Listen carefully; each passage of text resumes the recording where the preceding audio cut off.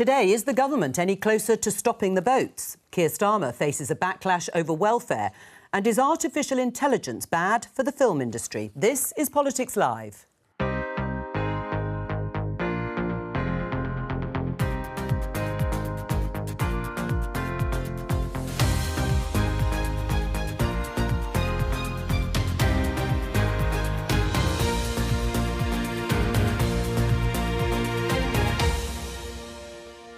With me in the studio, Conservative MP Matt Warman, Shadow Minister for Work and Pensions Alison McGovern, Deputy Leader of the Liberal Democrats Daisy Cooper, and The Spectator's economics editor Kate Andrews. Today, this barge to house asylum seekers arrives in Dorset amid local opposition.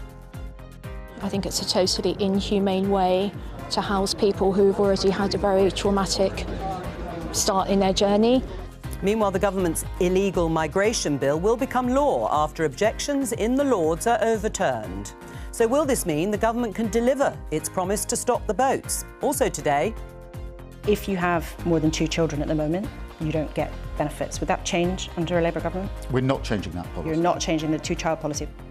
After saying this on Sunday, Keir Starmer faces a backlash from within his own party. And we'll be asking this mayor why he's quitting Labour and plans to run as an independent candidate. And actors on strike in Hollywood over concerns about artificial intelligence. But will AI be bad for the film industry?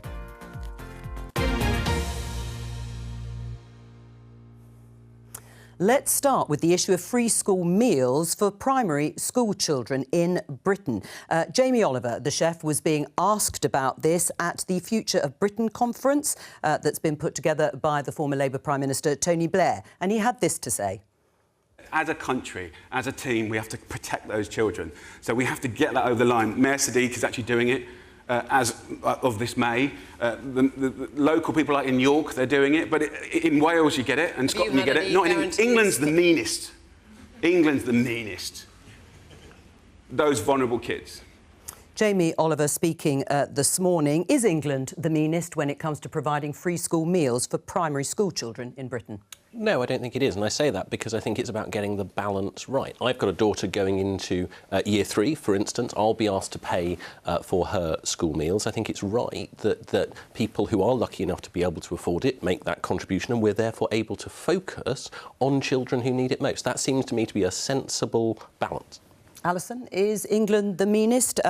Jamie Oliver referenced Mayor Sadiq Khan, the Labour mayor, who is going to make this one-off funding for London primary schools for 23-24 at a cost of £130 million. Well, London is in England. Yes, actually, thank you for that. So where I agreed with Jamie was where he said that we as a team have to all care about all of our kids. And, you know, it is an incredibly difficult economic environment to be doing that. But I think where, you know, we've got different areas experimenting with free school meals and, you know, we'll see what happens. In a bigger sense, I worry about children's parents and the jobs they're doing. But on this question, Alison, is England the meanest when it comes to providing free school meals for primary school children in Britain, as Jamie Oliver said? Well, as I said, I don't think he necessarily meant it as more than a bit of rhetoric there, because like London is in England. But I think the bigger question is, how do we make sure that people have money in their pockets so that families can give their children a good childhood? We know that if you ask most people, do they feel better after the past 13 years? The answer is broadly no, and that's got to change. Is England the meanest when it comes to providing free school meals in Britain? Scotland is more generous. Wales is rolling out free school meals for all primary school children, I think from later on this year. I think it's quite difficult to compare different countries because you're sort of comparing sort of apples and pears. What I would say is that when it comes to free school meals, this is an issue that's incredibly close to my heart and incredibly close to the heart of Liberal Democrats.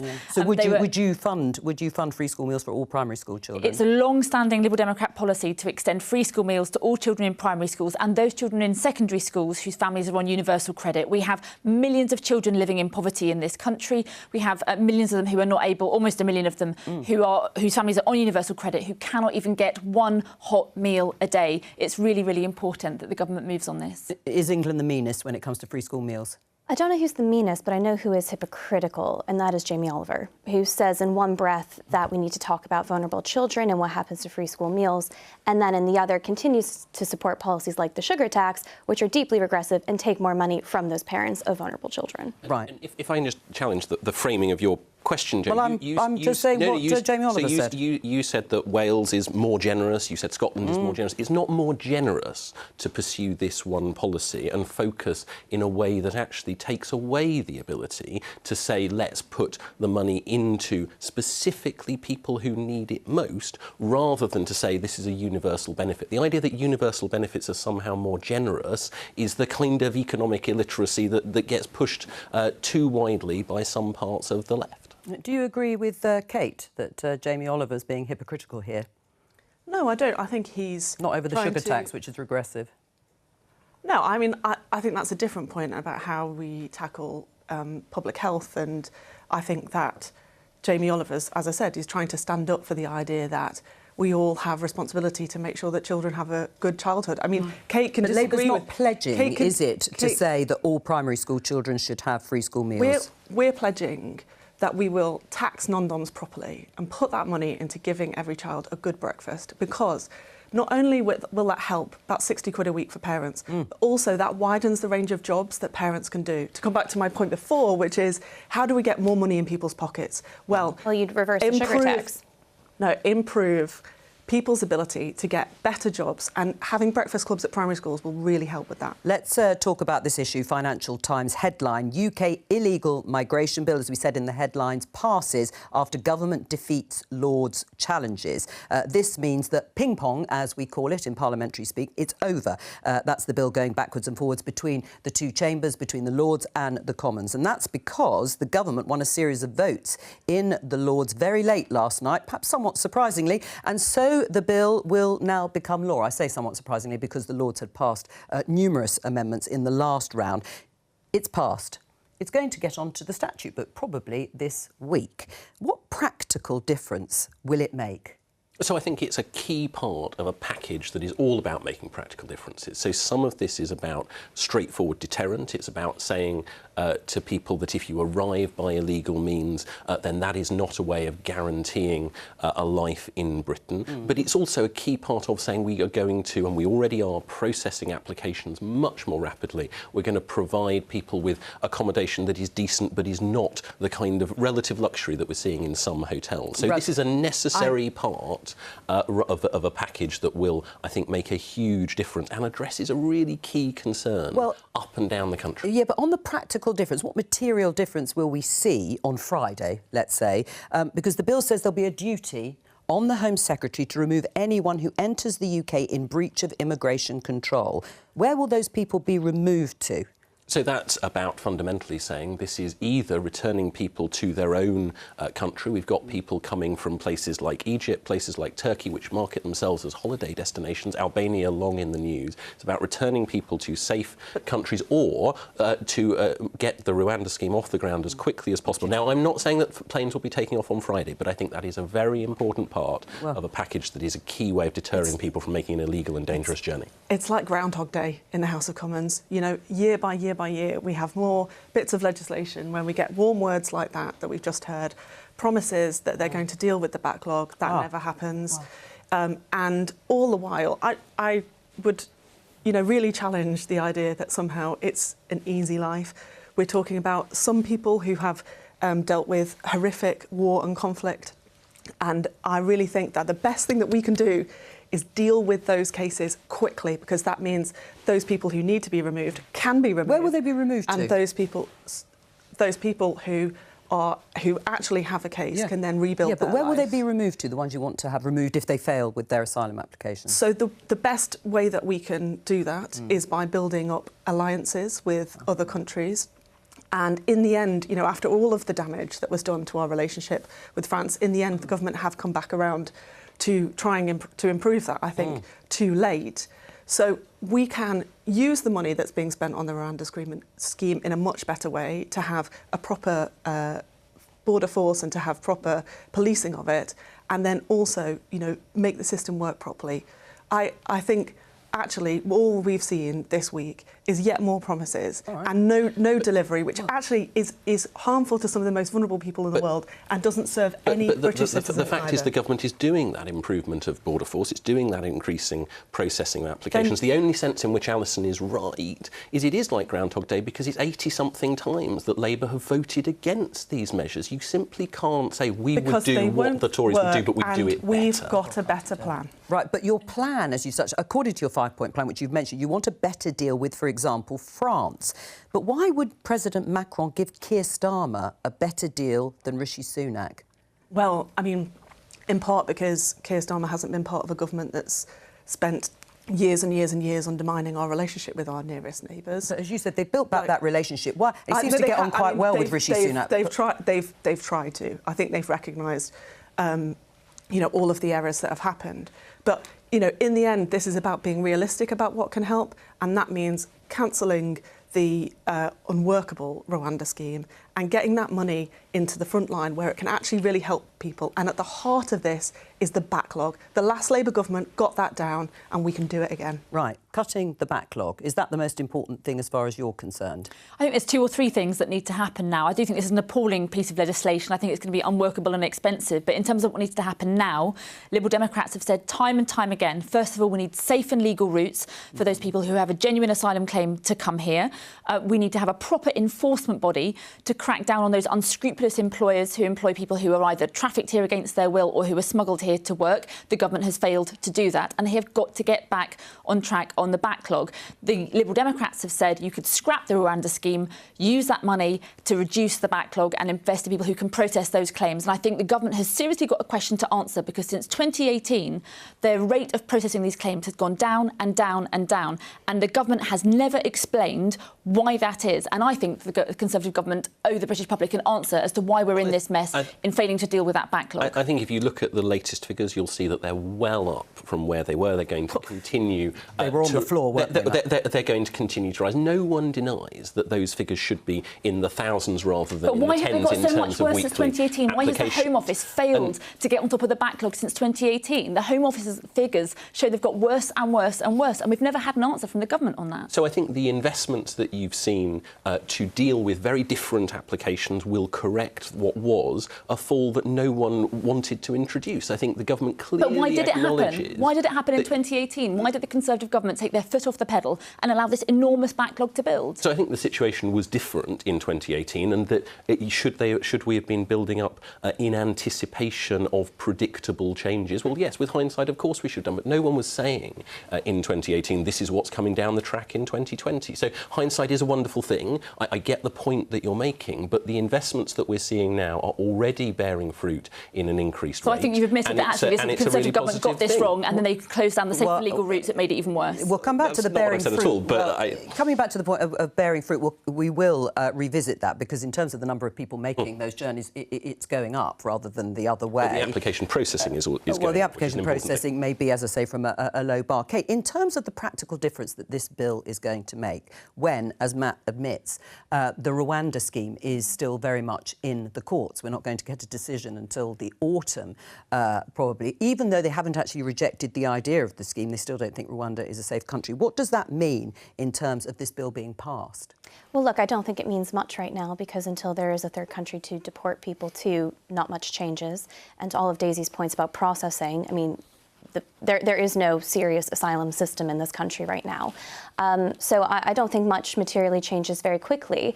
I do think this could prove to be, politically speaking, a big win for the government in future years, depending on what happens in the courts. Ethically speaking is a completely different question. I would echo that we are in desperate need of safe and legal routes for refugees to come to the UK. I find it baffling that a Conservative government that claims to understand individualism, freedom, pursuing a better life for yourself, has essentially said that real refugee seekers, people who've experienced human rights atrocities that we cannot imagine, will come here, be deemed illegal, and deported to another country. That's not what the bill says at all. Unless you are from very specific countries, including Ukraine, you do not have a legal way to come to this country right now. There is not a pathway for you. You are de facto illegal. and we are going to get horror stories of what people have experienced being put on these planes. Let's be clear. What the bill does and what Parliament encouraged the government to go even further on was on safe and legal routes, was on establishing an expansion of that. I 100% support that. I think it's the right thing to do. Why don't we have those details before we have this game? And because I think it's important to pass the bill as rapidly as possible, we can do two things at once. Do we not think it's important to have safe and legal routes as rapidly as possible? We have a number of safe and legal routes. We will have more. We will be we will be laying out more of those. But on your point about providing a hospitable place for people who are the most vulnerable in the world, the most vulnerable in the world are people largely who are in the camps surrounding the areas that are most at conflict. They are not people who can afford huge amounts of money to people smugglers. What we have to do is focus on people who need our help most, working with the UN. That's what we'll be doing. I think you've mistaken affordability. I think you've mistaken affordability. Those people cannot afford it. They are scraping together their entire life savings in order to pursue a better future. Let's not frame this as some kind of jolly. I think, and I'm not doing that at all, and you know I'm not doing that. What I am doing is saying the most vulnerable people in the world are those that are in the camps closest to the problems that they face, and that the worst thing we can be doing is fueling the model of people smugglers who take people who are, vulnerable, and then put them in boats at enormous risk. I think this is a humane bill that does the right thing. Nobody wants to fuel that model.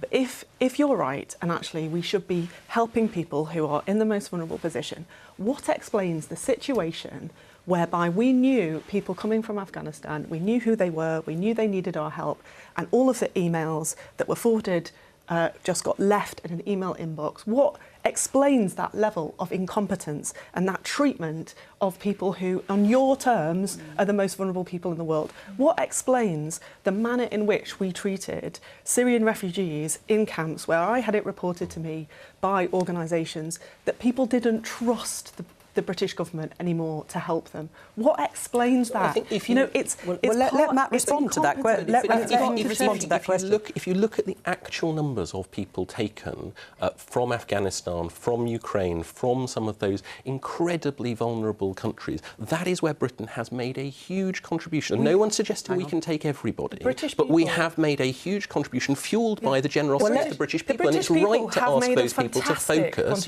on the people who need help most. My fury is with the incompetence of the Home Office that continually makes what you say you want to happen harder. Well, Alison, I just want you to answer the questions around the barge that we showed in the headlines, but there are more pictures because it has arrived us and it's going to house asylum seekers. You can see it here. It's arrived in Portland in Dorset. The government says the barge will help them to reduce the cost of housing asylum seekers, many of whom are in hotels, as you mentioned, Matt. They want to house asylum seekers in former military bases too. Now, there's a lot of opposition to the barge locally. You heard again from one of the protesters, and there were more wide demonstrations in the area this morning. I think it's going to house about 500 people.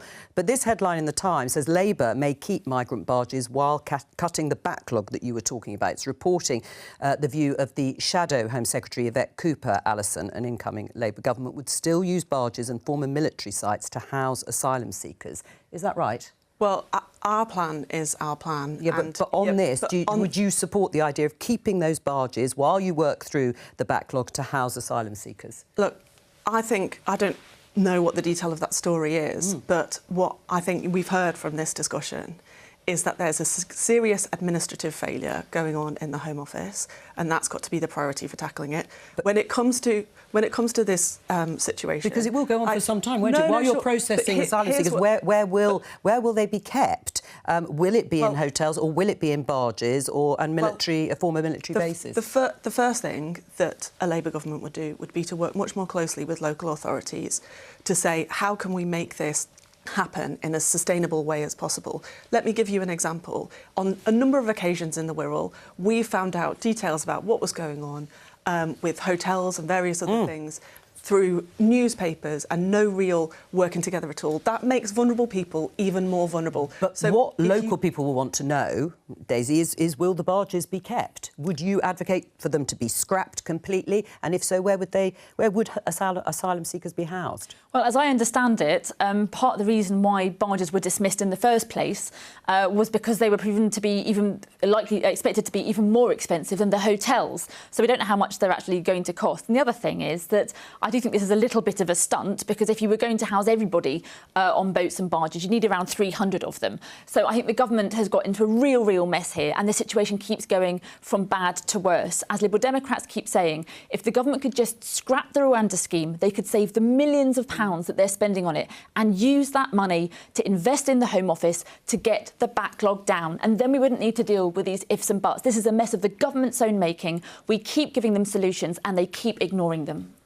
Do you agree on the barges? So I think no. I think the barges are an important part of a deterrent process. No one's suggesting that they're going to be housing every single migrant that is here and in that interim period, however short it is, while their application is being processed. But I do think it is the right thing for local communities and the right thing for people who are vulnerable themselves to put them in areas where you can concentrate the resources that are needed, and you can make sure that you can get information out of them to process their claims more quickly as well. Let's move on and look at this story. The headline in the Daily Telegraph. Keir Starmer, Labour leader, faces Labour mutiny over plans to keep child benefit cap. You heard him in the headlines. We also talked a little bit about it yesterday. The two-child cap prevents parents from claiming universal credit or child tax credit for a third or additional child born after April 2017. It was initially announced, the policy, by George Osborne in 2015. Should Labour scrap the two-child benefit cap?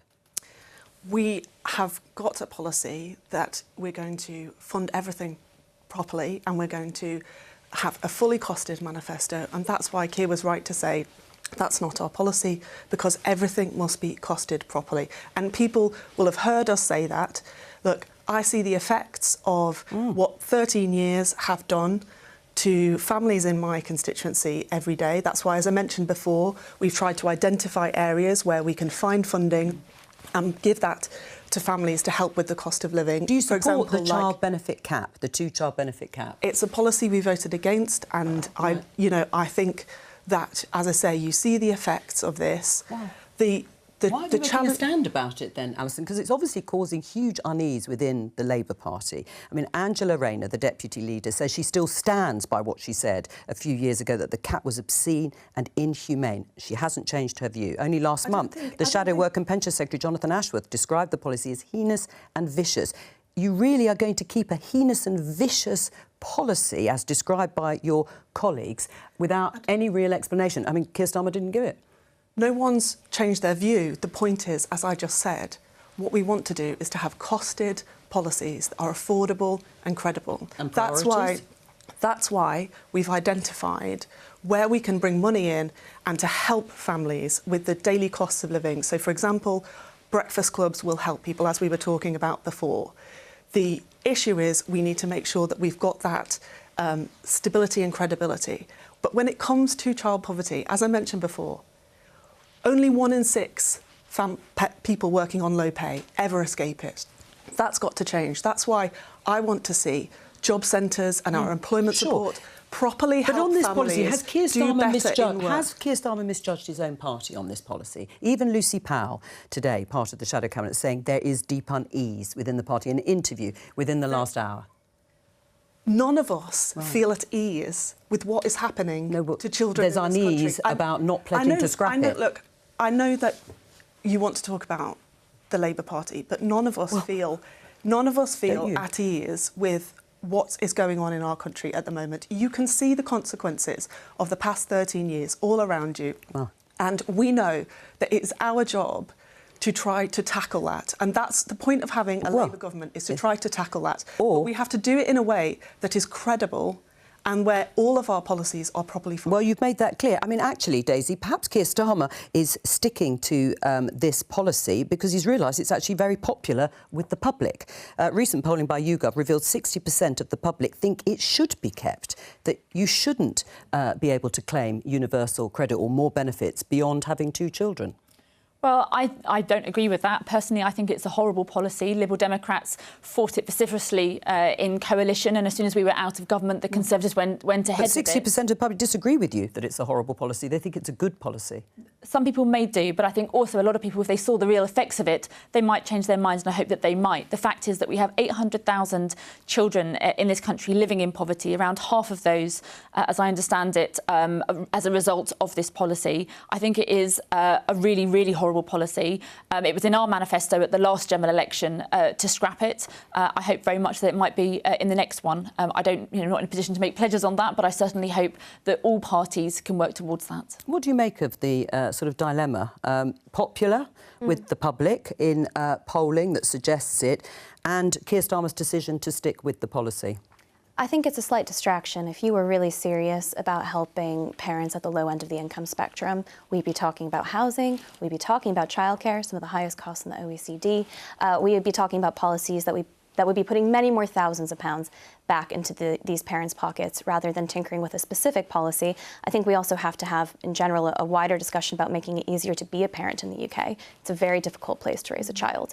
And I think you would go far past this one particular policy. What it has revealed is the extent to which the Labour Party is taking its fiscal credibility very seriously. And I think it's very telling that a costed plan matters more than the plan itself these days. It is a hangover from the Liz Truss era, right? It wasn't just a lesson for the Tory party, it was a lesson for the Labour Party too. The era of cheap money is over. You cannot pledge money you don't have. So if you want to make these kinds of calls for a more generous system, you have to say where the money's coming from. And would it cost a huge amount of money to scrap it? Well, I think when we're talking about welfare reform, I mean, we're already talking about, so many tens of billions that have been added to the system over the past few years because of COVID and more people on out-of-work benefits. Welfare is proving hugely expensive. If you want to expand it in any which way, you have to say where the money's coming from. There is another issue that is proving difficult for Keir Starmer. Let's just show you this headline. Jamie Driscoll, North of Tyne Mayor, quits the Labour Party. Last month, Jamie Driscoll was blocked from standing for the new role of North East Mayor. Yesterday, he resigned from the Labour Party, announced he was raising funds to stand as an independent, and he joins us now. Jamie, can you confirm that you are going to stand as an independent candidate against the Labour candidate? Hi, Jo. Yes, I am. We put the crowdfunder out yesterday. I said if I raise £25,000 by the end of August, I would do it. I think we're on about £75,000 in 24 hours. So, yes, I will keep my word and I will be running as an independent. Are you concerned that actually what you're going to do is risk the Labour Party losing this to the Conservatives? No, I'm really not, actually. The support I've had has been overwhelming from all sides of politics. I've had Conservative councillors, Liberal Democrats, Greens, Independents, and loads of Labour people saying, Jamie, we want you to run, and if you run, we'll vote for you. Because I'm an experienced candidate, I've done the job. It was me who led the negotiations to get this, the best funded devolution deal in England. And I think with my track record, then the support is there. I think I'll win it. Alison, what do you say to Jamie? He's going to win it. He's going to beat the Labour candidate. I don't think so. I think Kim McGuinness is a fantastic candidate, and, I think that we have every reason to campaign for her, and we're going to put forward a really positive vision. I think the North East has a huge amount to offer the whole country in terms of growth, and I think Kim will be telling that positive story, and I think that people will give her a lot of support. Right. I mean, Jamie has quit the party after being blocked. Why was he blocked? Was that the right decision for a party that wants to be in government? Well, look, it's for the NEC to take those decisions, and it's not... it's just not one for me to, interfere with the internal workings of the process. Jamie? But I think that, as I said, I think my priority is always, especially in these mayoral roles, where I think, we can do a huge amount of good in terms of economic development for our cities and really give people better jobs and opportunities in life. I think Kim McGuinness will do all of that, and she'll put a fantastic positive vision forward, and I will be supporting her. Jamie? Yeah, well, we're talking about economic competence and fiscal credibility. Let's just examine my track record, shall we? So, through COVID, through a pandemic, I've gone and created 3 times as many jobs as I needed to by now. I've done 15 years progress against the government's target in 4 years. I've increased the amount of skills training so people can get these better jobs and earn more money. And I've increased that from 22,000 to 33,000 a year on the same budget. Every pound I invest returns £3 to Treasury. But you could have done that within the Labour Party. You could have done that within the Labour Party. No, but this is answering Alison's point about I've done this. So why get rid of someone who is demonstrating fiscal credibility? And we were talking about child poverty. I've used the overhead from that to implement a groundbreaking child poverty prevention scheme running through schools, because child poverty costs us a fortune in the long term. We know that. So really, what could anyone have asked of a candidate better? This line that somehow you're not good enough to do the job, it makes no sense. If Jamie's got issues with what happened with with his process with the NEC, then I wonder why he should be taking it up with them and dealing with it that way. There are plenty of things that happen.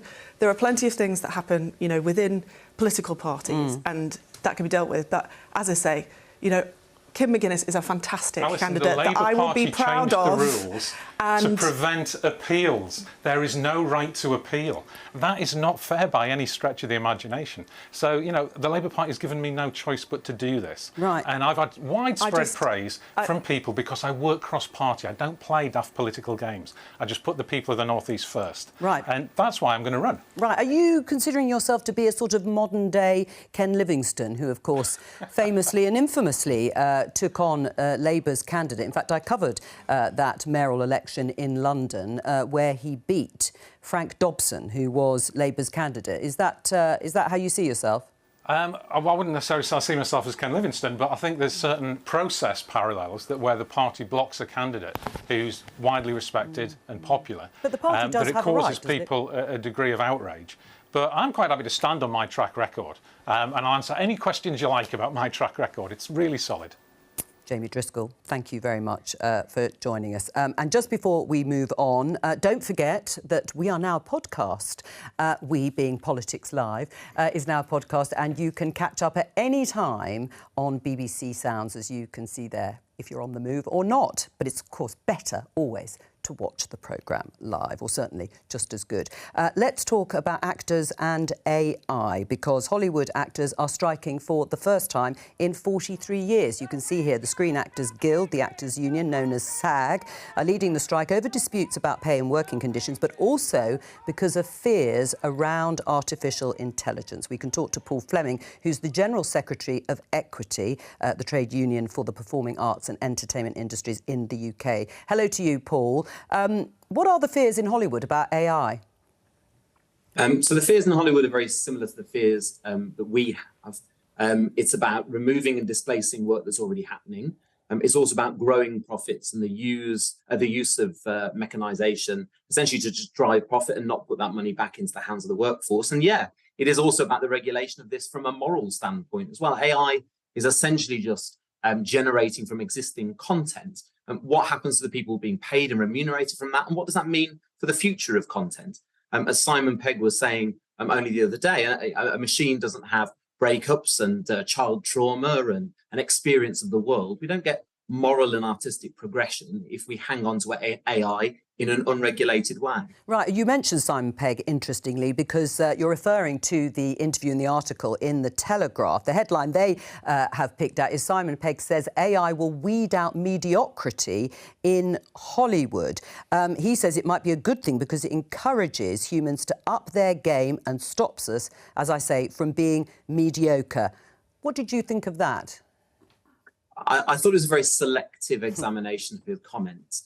He does talk very explicitly about how writers cannot be replaced by machines. But he is right, perhaps, about some of the mediocrity. Of course, this strike is being driven by bosses who have a very narrow and myopic view of how the industry works. And if there is any mediocrity in Hollywood or the entertainment industry, it's because of unadventurous decisions that are made about content, programming, and the sorts of projects that people are brave enough to fund.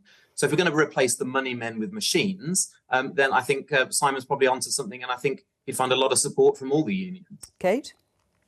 Well, I think there's a lot going on in this strike, and it's probably worth breaking it down. So as we move into this transition into the streaming revolution, it would make sense to probably see an overhaul in the pay structures and how people are compensated for their work under this very new system. I think as well, if we're talking about AI footprints or digital reconstructions, I saw that there was some story in which background actors were having their likeness taken by AI, and the idea is that companies can just use that over and over again without embarrassing these people. Well, that seems ridiculous. If you get royalties for some things, surely you get royalties for your appearance that AI has taken. But in terms of the overall narrative on AI, it's going to be hugely beneficial to Hollywood and to all the people who go and watch their content. And, you know, I think there's also been some criticism around the fact that AI can now essentially pull together a trailer. Well, those are the kinds of things that we might want to use AI for. And it doesn't necessarily have to mean total job loss, but it will mean displacement for some time. And that's what Hollywood and essentially every industry is going to have to grapple with. Well, Paul, it will be hugely beneficial to Hollywood, AI, embracing it.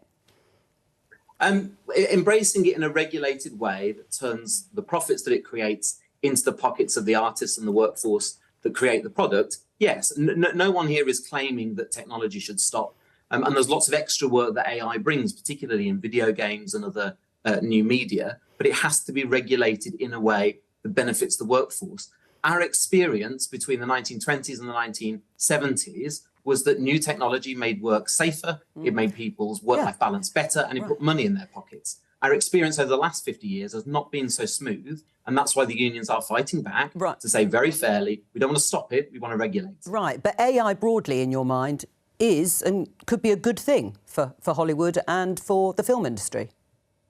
I don't think AI is a moral good or a moral bad. It's something that needs to be used responsibly and for the benefit of the workforce and audiences, and not billionaire bosses and producers. Daisy? So, I mean, AI is a tool, right? It's just like a hammer. You can use it for good, you can use it for bad. And there are huge innovations that are coming with AI, particularly in the space of health. For example, radiographers are using AI already, and I know that the particular Royal College is building a list and a register of all the places around the country that are using AI. But there has to be regulation, and I do think the government's got the wrong approach on this. Many countries are taking a comprehensive approach to the regulation of AI. Here, this government is doing it in a very kind of piecemeal kind of way. And as a result, I think we're going to end up with lots of gaps in our regulatory system. We need to catch up. We need to be on the front foot with this. And I really worry that we're not going to be. I think that's the opposite of the case. I think if you look at the approach the EU was doing, which was what Daisy's just advocated for, they've recently turned that on its head and adopted an approach that's somewhat more in common with Britain. But look, the broad principle of AI is obviously that there are going to be situations where it supercharges existing illegal things, and we need to be on guard against that. And there are going to be new loopholes and fundamentally new challenges. I think in the acting case, it's an interesting example where you've got historically lots of people who have taken a one-off fee rather than a percentage for being in a film and have given away the rights to royalties. Is it for the government to say, no, you don't have the right to sell your image for people to use time and time again? I think that should be an individual contractual thing. So I think there's a danger here that we conflate a workforce dispute with a government policy problem. Well, there's a different way of looking at it again, which is, you know, Paul's right, which is there's what the government can do in terms of regulation, but then there's also what trade unions can do through collective voice and negotiate collectively. And I think where any form of technology might disrupt an industry, that's where you can get agreements amongst workforces about how those benefits will be shared and what that means for things like skills and how people are able to get the better paid jobs because they're able to develop their skills during a period of transition.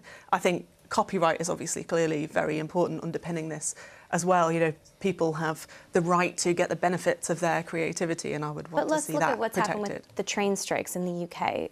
You know, where relatively big pay offers have been put on the table, and the pushback often comes not just over the pay, but on the fact that the unions want to make sure that certain kinds of automation aren't going to take place, not today, 10 years into the future. So I don't think it's so simple as to say, well, AI has to fit the workforce exactly as we see it now, because then we're never going to have any real kind of revolution. solution. But we have to be much more thoughtful. Not what I said. We have to be much more thoughtful. Well, but your emphasis is on the workers as they exist now, and that is very important. We have to be more thoughtful about how, when these transitions take place, the support that's underneath them. My point was, it's not just a matter of individual negotiation about what happens. There's also that collective voice, which I was pointing out that Paul was right about, that can have a positive effect. In the end, technology always offers us the opportunity to get more and better jobs if used well.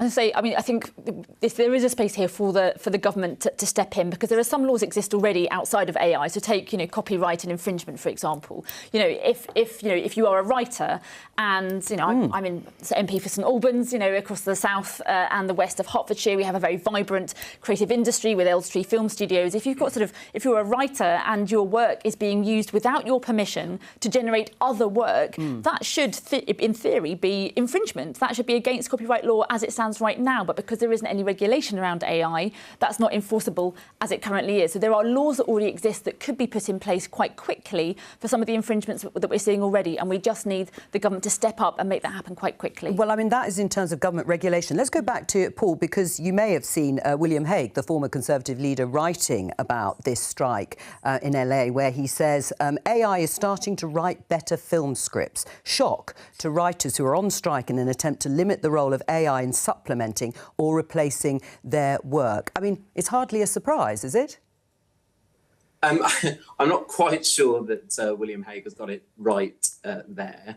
Of course, if you had AI in the era of Christians being fed to lions, it would never have stopped. AI can only rely on the entertainment that people have previously created, and that entertainment disproportionately comes from a class of people and people with particular characteristics. And so actually AI is very, very, very regressive. It's not as creative, and it's not going to supplant creative jobs in those ways. The big question is, how is the money fairly shared? And Michael's not wrong that it's really important to not confuse public policy and a dispute. But what's really the big question we should be asking in this country is whether workers here in the entertainment industry and elsewhere have the tools to be empowered to take on such contractual disputes. The draconian strike situation in this country, the draconian industrial relations framework that we're operating with, means that this union is strike ready, and when we go into negotiations next year, that is a threat that's on the table. But the hurdles we have to go through in order to stand up for jobs and stand up for regulation are significantly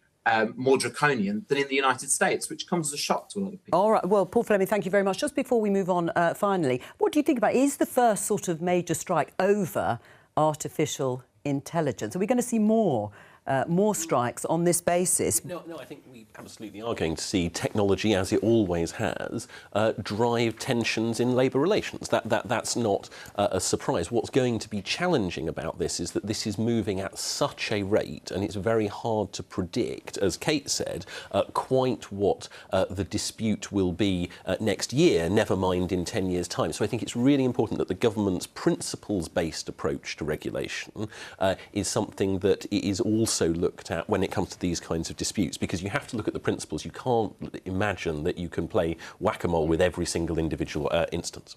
Let's just take a look at this headline before we go. Daily Mail: ministers relax visa rules for foreign bricklayers, roofers, carpenters and plasterers after Home Office deems there to be a shortage of construction workers. Are you disappointed or pleased, Matt? I think this is pragmatic migration policy when you have control of your own policies, which is one of the many things that was central to the Brexit referendum. Longer term, of course, it's right that the government focuses on making sure that we give people the skills to adopt those professions themselves, and we're seeing that in the growth of medical school places back in sort of 5-6 years ago. We'll see it again in some of these. Well, it's interesting because this is what the Home Secretary said. She seemed to have a different view when she spoke about this at the National Conservative Conference just a couple of months ago. We mustn't forget how to do things for ourselves. There is no good reason why we can't train up enough truck drivers, butchers, fruit pickers, builders or welders. Brexit enables us to build a high-skilled, high-wage economy that is less dependent on low-skilled foreign labour. Well, she couldn't be clearer. Why she agreed to this, relaxing of visa rules? I mean, she's just said a version of what I just said, which is that we have to train our own people. Right. Of course we do. So it's a failure. It's a mission of failure that you haven't done that. Well, but in the meantime, where gaps arise in the short term or in the medium term, to use the flexibility we have in controlling our own migration policy to plug those gaps is exactly what we should be doing. And that's the Brexit freedom that the Home Secretary was talking about. Got 10 seconds. There is a good reason why it's not happened, and it's called 13 years of Conservative government. Could you take any of those groups off the shortage occupation list? We would have a new Skills England agency to drive forward our skills with. All right, that's all we have time for today, but I'll be back for tomorrow's Prime Minister's Questions here at 11:50. Bye-bye.